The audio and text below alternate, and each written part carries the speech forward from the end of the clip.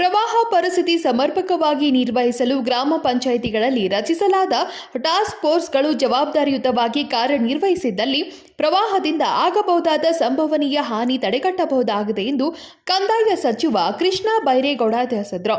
ಸುವರ್ಣ ವಿಧಾನಸೌಧದಲ್ಲಿ ಸೋಮವಾರ ಸುದ್ದಿಗೋಷ್ಠಿಯಲ್ಲಿ ಅವರು ಮಾತನಾಡಿದರು. ಪ್ರಸಕ್ತ ಸಾಲಿನಲ್ಲಿ ಮುಂಗಾರು ಪ್ರಾರಂಭವಾಗಿದ್ದು ವಾಡಿಕೆಗಿಂತ ಹೆಚ್ಚಿನ ಮಳೆಯಾಗ್ತಿದೆ. ಎಲ್ಲಾ ನದಿಗಳ ಒಳಹರಿವು ಹೆಚ್ಚಾಗ್ತಿದೆ. ಅತಿಯಾದ ಮಳೆಯಿಂದಾಗಿ ಸಂಭವನೀಯ ಪ್ರವಾಹಕ್ಕೆ ಒಳಗಾಗಬಹುದಾದ ಗ್ರಾಮಗಳಲ್ಲಿನ ಜಾನುವಾರುಗಳನ್ನು ಸುರಕ್ಷಿತ ಸ್ಥಳಗಳಿಗೆ ಸ್ಥಳಾಂತರಿಸಲು ಕ್ರಮ ವಹಿಸಬೇಕು. ಈ ಕಾರ್ಯದಲ್ಲಿ ಅಗತ್ಯ ಬಿದ್ದರೆ ಪೊಲೀಸ್ ಸಿಬ್ಬಂದಿಗಳ ಸಹಾಯ ಪಡೆದುಕೊಳ್ಳುವಂತೆ ಹೇಳಿದರು. ಸಾರ್ವಜನಿಕರಿಗೆ ತೊಂದರೆಯಾದರೆ ಪರಿಹಾರ ವಿತರಿಸಿ ಬರುವುದು ಅಧಿಕಾರಿಗಳ ಕೆಲಸವಲ್ಲ. ತೊಂದರೆಯಾಗುವ ಮುಂಚೆಯೇ ಸಾರ್ವಜನಿಕರಿಗೆ ತಿಳಿ ಹೇಳಿ ಅನಾಹುತಗಳನ್ನು ತಪ್ಪಿಸುವ ನಿಟ್ಟಿನಲ್ಲಿ ಕಾರ್ಯನಿರ್ವಹಿಸಬೇಕು ಎಂದು ಹೇಳಿದರು. ಹಾನಿಗಳನ್ನು ತಡೆಗಟ್ಟಲು ಮುಂಚಿತವಾಗಿ ಸಿದ್ಧತೆ ಮಾಡಿಕೊಳ್ಳಬೇಕು. ಗ್ರಾಮ ಪಂಚಾಯಿತಿ ಮಟ್ಟದಲ್ಲಿ ಗ್ರಾಮ ಪಂಚಾಯಿತಿ ಪಿಡಿಒ ಸೇರಿದಂತೆ ಎಲ್ಲಾ ಸಿಬ್ಬಂದಿಗಳನ್ನ ಪ್ರವಾಹ ನಿರ್ವಹಣೆಗೆ ಶ್ರಮಿಸಬೇಕು ಎಂದರು. ಜಿಲ್ಲೆಯಲ್ಲಿರುವ ಪಂಚಾಯಿತಿ ಸರ್ವೆ ಈಗಾಗಲೇ ಮಾಡಲಾಗಿದ್ದು ಪ್ರವಾಹ ಮಳೆ ಹಾನಿ ಪ್ರದೇಶಗಳನ್ನು ಗುರುತಿಸಲಾಗಿದೆ. ಅಂತಹ ಪ್ರದೇಶಗಳಲ್ಲಿ ಕಡ್ಡಾಯವಾಗಿ ಜಾಗೃತಿ ಜನರನ್ನ ಸ್ಥಳಾಂತರಕ್ಕೆ ಕ್ರಮ ವಹಿಸಬೇಕು. ಶಿಥಿಲಾವಸ್ಥೆಯಲ್ಲಿ ಇರುವಂತಹ ಶಾಲೆ, ಅಂಗನವಾಡಿ ಕೇಂದ್ರಗಳಲ್ಲಿ ಯಾವುದೇ ಕಾರಣಕ್ಕೂ ತರಗತಿಗಳನ್ನು ನಡೆಸದಂತೆ ನಿಗಾ ವಹಿಸಲು ಕಟ್ಟುನಿಟ್ಟಿನ ಸೂಚನೆ ನೀಡಿದರು. ಇದರ ಜೊತೆಗೆ ಗ್ರಾಮ ಪಂಚಾಯಿತಿಗಳ ವ್ಯಾಪ್ತಿಯಲ್ಲಿ ಶಿಥಿಲಾವಸ್ಥೆಯಲ್ಲಿ ಇರುವಂತಹ ಮನೆಗಳನ್ನು ಗುರುತಿಸಿ ಅಲ್ಲಿನ ನಿವಾಸಿಗಳನ್ನ ಸುರಕ್ಷಿತ ಸ್ಥಳಕ್ಕೆ ಸ್ಥಳಾಂತರಗೊಳಿಸುವಂತೆ ಮನವೊಲಿಸುವಂತೆ ತಿಳಿಸಿದರು. ಆದಷ್ಟು ನಮ್ಮ ಪ್ರಯತ್ನ ಗುರಿ ಆಗುವ ಪ್ರಾಣ ಅಪಾಯವನ್ನು ತಡೆಗಟ್ಟಬೇಕು, ಪ್ರಿವೆಂಟ್ ಮಾಡಬೇಕು. ಅದಕ್ಕೆ ಬೇಕಾದಾಗೆ ಮನೆಗಳು ಯಾವುದಾದ್ರೂ ಶಿಥಿಲಾವಸ್ಥೆಯಲ್ಲಿದ್ದರೆ ತಾತ್ಕಾಲಿಕವಾಗಿ ಅಲ್ಲಿ ವಾಸಕ್ಕೆ ಯೋಗ್ಯ ಇಲ್ಲದೆ ಹೋದರೆ ಅವ್ರನ್ನ ಕಡ್ಡಾಯವಾಗಿ ಬೇರೆ ಕಡೆಗೆ ವರ್ಗಾವಣೆ ಮಾಡಬೇಕು ವಸತಿಯನ್ನು.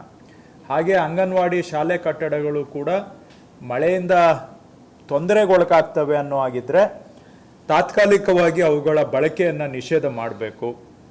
ಮತ್ತು ಈ ರೀತಿಯಾಗಿ ಆ 202 ಪಂಚಾಯಿತಿಯಲ್ಲಿ ಈ ರೀತಿಯಾದಂಥ ಸಮಸ್ಯೆಗಳು ಇದ್ದಾವೆ ಅಂತ ಗುರುತಿಸಲಾಗಿದೆ ಈಗಾಗಲೇ.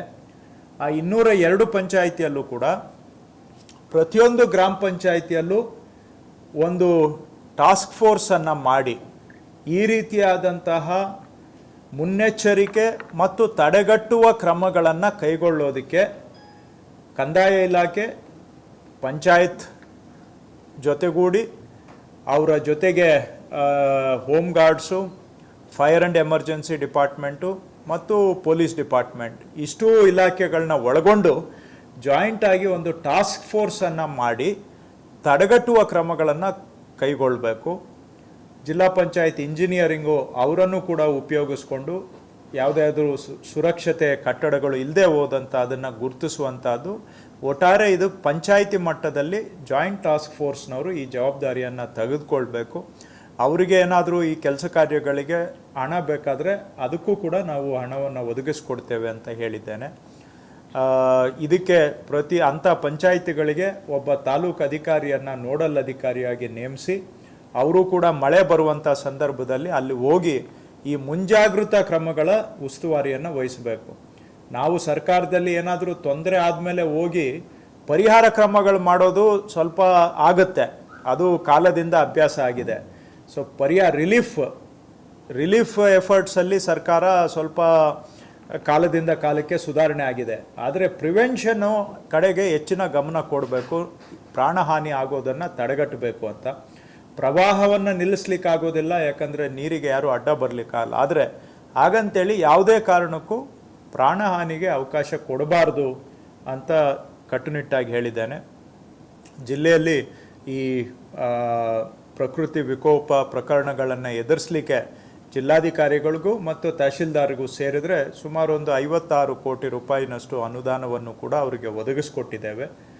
ಜಿಲ್ಲಾಧಿಕಾರಿಗಳು ಕೆಲವು ಬೋಟನ್ನು ಖರೀದಿ ಮಾಡಬೇಕು, ಕೆಲವು ಪ್ರದೇಶಗಳಲ್ಲಿ ತುರ್ತು ಅವಶ್ಯಕತೆ ಬಂದಾಗ ಹೊರಗಿನಿಂದ ತರಲಿಕ್ಕೆ ಆಗೋದಿಲ್ಲ ಅಂತ. ಅದಕ್ಕೂ ಕೂಡ ಅವರಿಗೆ ಪ್ರಸ್ತಾವನೆ ಸಲ್ಲಿಸಲಿಕ್ಕೆ ನಾನು ಹೇಳಿದ್ದೇನೆ. ಅದರ ಮೇಲೆ ಒಂದು ತೀರ್ಮಾನ ತೆಗೆದುಕೊಂಡು ಒಂದಲ್ಲ ಒಂದು ರೂಪದಲ್ಲಿ ಅವರಿಗೆ ಬೇಕಾಗಿರುವಂಥ ಅದನ್ನು ಒದಗಿಸ್ಕೊಡ್ತೇವೆ. ಹಾಗೆಯೇ ಜಿಲ್ಲಾಧಿಕಾರಿಗಳು ಕೆಲವು ಯಾವುದು ಪ್ರತಿ ವರ್ಷ ಈ ಸೇತುವೆಗಳು ಮುಳುಗಡೆ ಆಗ್ತವೆ, ಅಲ್ಲಿ ಪಕ್ಕದಲ್ಲಿ ರೈಲಿಂಗು ಸರಿಯಾಗಿ ಇಲ್ಲ ಅಂತ ಹೇಳಿದ್ರೆ ಜನ ಹೋಗಿ ಹಳ್ಳಕ್ಕೆ ಬೀಳುವಂಥ ಸಾಧ್ಯತೆ ಇರ್ತದೆ. ಈ ರೈಲಿಂಗ್ ಹಾಕಲಿಕ್ಕೆ ಮತ್ತು ಅಲ್ಲಿ ತಡೆಗಟ್ಟುವ ಸಾಧನಗಳನ್ನು ಅಳವಡಿಸಲಿಕ್ಕೆ ಮಂಜೂರಾತಿಯನ್ನು ಕೇಳಿದ್ದಾರೆ. ಅದನ್ನು ಕೂಡ ಸಕಾರಾತ್ಮಕವಾಗಿ ಪರಿಗಣಿಸ್ತೇವೆ ಅಂತ ಹೇಳಿದ್ದೇನೆ. ಸೊ ಜುಲೈ ಆಗಸ್ಟು ಎರಡೂ ಕೂಡ ಭಾಳ ಕ್ರೂಷಿಯಲ್ಲಿದೆ. ಮಳೆ ಪರಿಸ್ಥಿತಿಯನ್ನು ಸೂಕ್ಷ್ಮವಾಗಿ ನಾವು ಗಮನಿಸ್ತಾ ಇರ್ತೇವೆ. ನಾವು ಬೆಂಗಳೂರಲ್ಲಿದ್ದರೂ ಕೂಡ ಇಲ್ಲಿ ಕೃಷ್ಣಾ ನದಿ ಪಾತ್ರದಲ್ಲಿ ಎಲ್ಲೆಲ್ಲಿ ಎಷ್ಟೆಷ್ಟು ಹರಿಯುತ್ತಾ ಇದೆ ಅನ್ನೋದನ್ನು ಪ್ರತಿನಿತ್ಯ ನಾವು ಗಮನಿಸ್ತೇವೆ. ಅದಕ್ಕೆ ತಕ್ಕ ಹಾಗೆ ಆಲ್ಮಟ್ಟಿಯಿಂದ ನೀರು ಬಿಡುಗಡೆ ಮಾಡೋದಾಗಲಿ, ಈ ಮಹಾರಾಷ್ಟ್ರದಿಂದ ಬಿಡುಗಡೆ ಆಗಲಿ, ಇವೆಲ್ಲವನ್ನು ನಾವು ಪ್ರತಿನಿತ್ಯ ಮೇಲೆ ಹಂತದಲ್ಲೂ ಕೂಡ ನಾವು ಗಮನಿಸ್ತಾ ಇದ್ದೇವೆ. ಅದನ್ನು ಮುಂದೆನೂ ಜವಾಬ್ದಾರಿ ವಹಿಸ್ತೇವೆ. ಮುಂದುವರೆದು ಇನ್ನು ಕಂದಾಯ ಇಲಾಖೆ ವಿಷಯಗಳಿಗೆ ಬಂದಾಗ, ಈ ಜಿಲ್ಲೆಯಲ್ಲಿ ಸುಮಾರು ಮೃತರಾಗಿರುವಂಥವರ ಹೆಸರಿನಲ್ಲಿ ಇರತಕ್ಕಂಥ ಜಮೀನುಗಳು ಸುಮಾರು 4,71,000 ಜಮೀನುಗಳಿದ್ದಾವೆ. 4,71,000 ಜಮೀನುಗಳು ಮೃತರ ಹೆಸರಿನಲ್ಲಿ ಇದ್ದಾವೆ. ಇದು ಮೃತರ ಹೆಸರಿನಲ್ಲೇ ಮುಂದುವರಿಲಿಕ್ಕೆ ನಾನಾ ಕಾರಣಗಳು ಇದ್ದಾವೆ. ಜನ ಮಾಹಿತಿ ಕೊರತೆಯಿಂದ ಹಾಗೆ ಮುಂದುವರಿಸ್ಕೊಂಡಿರ್ಬೋದು, ಅಥವಾ ಅವರ ಕುಟುಂಬದಲ್ಲಿ ಅವರು ಸಹಮತ ಇಲ್ಲದೇ ಇರುವುದರಿಂದನೂ ಕೂಡ ಹಾಗೆ ಮುಂದುವರೆದಿರ್ಬೋದು. ಏನಾದರೂ ಆಗಲಿ ಇದನ್ನು ಆಂದೋಲನದ ರೂಪದಲ್ಲಿ ಕಂದಾಯ ಇಲಾಖೆಯ ಜನರ ಮನೆ ಬಾಗಿಲಿಗೆ ಹೋಗಿ ಇವುಗಳನ್ನು ಪಾವತಿ ವಾರಸ ಮಾಡ್ತಕ್ಕಂಥದ್ದನ್ನು ಆಂದೋಲನವನ್ನು ಕೈಗೆತ್ತಿಕೊಳ್ಬೇಕು ಅಂತ ಸೂಚನೆಯನ್ನು ಕೊಟ್ಟಿದ್ದೇನೆ. ಅದನ್ನು ಇಡೀ ಜಿಲ್ಲೆಯಲ್ಲಿ ಆಂದೋಲನ ಮಾದರಿಯಲ್ಲಿ ಮಾಡ್ತೇವೆ ಅಂತ ಎಲ್ಲ ಜಿಲ್ಲಾಧಿಕಾರಿಗಳಿಂದ ಹಿಡಿದು ಅವರ ಎಲ್ಲ ತಂಡದವರು ಕೂಡ ಇದನ್ನು ಪ್ರತಿಯೊಂದು ಸಾಜಾದಲ್ಲೂ ಕೂಡ ಇದನ್ನು ಈ ಕಾರ್ಯಕ್ರಮವನ್ನು ಮಾಡ್ತೇವೆ ಅಂಥೇಳಿ ಕೈಗೆತ್ಕೊಂಡು ಆದಷ್ಟು ಜನರ ಮನೆ ಬಾಗಿಲಿಗೆ ಹೋಗಿ ಈ ವಾರಸ ಮಾಡಿಕೊಡ್ತಕ್ಕಂಥ ಅಭಿಯಾನವನ್ನು ಕಂದಾಯ ಇಲಾಖೆಯಿಂದ ಆರಂಭ ಮಾಡ್ತಾ ಇದ್ದೇವೆ. ಎರಡನೇದು, ಜಿಲ್ಲೆಯಲ್ಲಿ ಇರ್ತಕ್ಕಂಥ ಹಳೆ ಕಂದಾಯ ದಾಖಲೆಗಳೇನಿದ್ದಾವೆ ಅವುಗಳನ್ನೆಲ್ಲವನ್ನು ಕೂಡ ಗಣಕೀಕರಣ ಮಾಡ್ತಾ ಇದ್ದೇವೆ. ಮಳೆಯಿಂದಾಗಿ ಹಾನಿಗೊಳಗಾದ ಮನೆಗಳ ಪರಿಹಾರವನ್ನು ಮಾರ್ಗಸೂಚಿಗಳನ್ವಯ ವಿತರಿಸಬೇಕು. ಅತಿವೃಷ್ಟಿ ಸಂದರ್ಭದಲ್ಲಿ ಜಾನುವಾರುಗಳನ್ನು ಸುರಕ್ಷಿತ ಸ್ಥಳಗಳಿಗೆ ಸ್ಥಳಾಂತರಿಸಲು ಅಗತ್ಯದ ಬೋಟ್ಗಳ ವ್ಯವಸ್ಥೆ ಮಾಡಿಕೊಳ್ಳುವುದರ ಜೊತೆಗೆ ಅವುಗಳ ನಿರ್ವಹಣೆಯನ್ನ ಮಾಡಬೇಕು ಎಂದು ಹೇಳಿದರು. ಗ್ರಾಮ ಲೆಕ್ಕಿಗರು ಹಾಗೂ ಕಂದಾಯ ನಿರೀಕ್ಷಕರು ತಮ್ಮ ವ್ಯಾಪ್ತಿಯಲ್ಲಿ ಶಿಥಿಲಾವಸ್ಥೆಯಲ್ಲಿರುವ ಮನೆ, ಶಾಲಾ ಹಾಗೂ ಅಂಗನವಾಡಿ ಕಟ್ಟಡಗಳನ್ನು ಗುರುತಿಸಿ ಅವುಗಳ ಬಳಕೆ ನಿಷೇಧಿಸಬೇಕು. ಅಲ್ಲದೆ ಹಳ್ಳ, ನದಿಗಳ ಹತ್ತಿರ ಜಾನುವಾರುಗಳ ಸಂಚಾರ ನಿರ್ಬಂಧಿಸಬೇಕು. ಈ ಕಾರ್ಯದಲ್ಲಿ ಗ್ರಾಮ ಪಂಚಾಯಿತಿ ಹಾಗೂ ಪೊಲೀಸ್ ಇಲಾಖೆಗಳೊಂದಿಗೆ ಸಮನ್ವಯದೊಂದಿಗೆ ಹಾಗೂ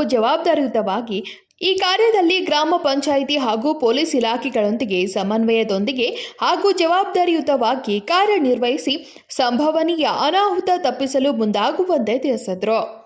ವಿನೋದ್ ಕೋಲ್ಕಾರ್, KMM ಕನ್ನಡ ನ್ಯೂಸ್, ಬೆಳಗಾವಿ.